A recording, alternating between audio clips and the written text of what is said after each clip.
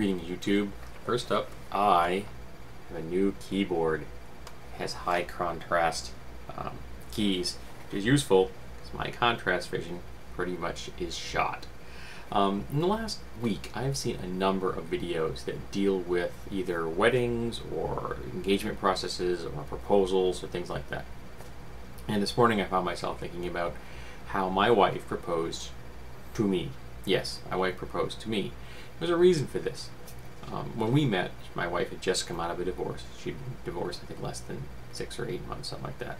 I was still married in a relationship that was slowly collapsing. So, you know, we weren't the biggest proponents of marriage at that point in life, but my wife was a little more gun-shy than I was.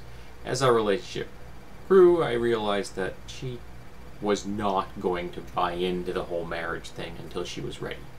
So she basically told me, don't ask me to marry you.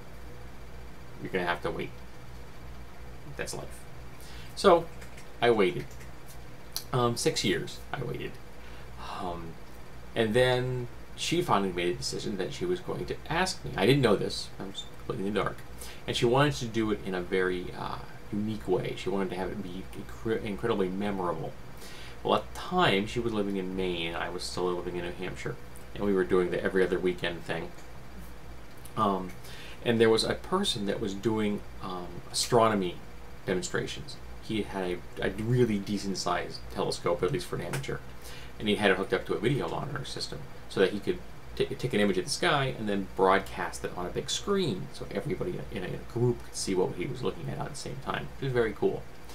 And she had arranged with this man that while we were all going to be watching this display, that he was going to say, like, oh, we have a message coming in, and then when the message was going to be flashed on the screen was going to be, you know, would you marry me, James, from my wife, which was a wonderfully perfect, geeky, nerdy way of asking someone to get married, and I love her to death for the fact that she went to all that effort.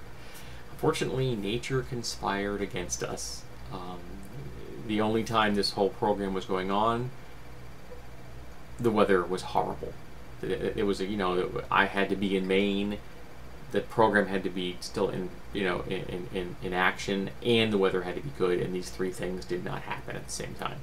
So disappointed, but she's like, okay, she still wanted to ask me. And the day she asked me was my birthday. So I'm sitting in her kitchen at her apartment in Maine, and she says, I've got a present for you. Okay, it's my birthday. That's not a complete surprise. She said, close your eyes. Close my eyes. Now, it's one more important detail is that at the time, my wife was wearing a big boot on her left leg. She had a broken ankle. She had been on a trampoline with 3 other people. Don't ever do that. Slipped and broke her ankle. She ended up with a plate and 6 screws in her ankle. It was a pretty severe break.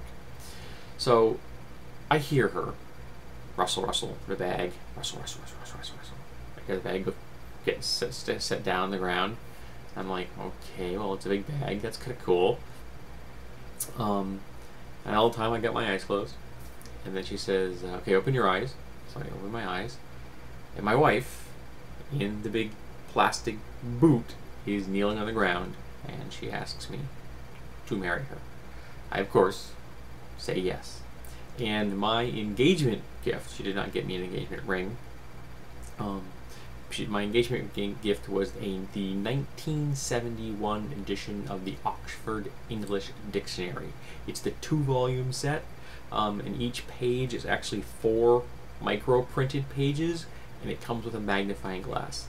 So it's actually 4 times as large. I mean, these books are this thick. And, you know, they're oversized. They're dictionary size, but they're 2 volumes like this thick. They're big books.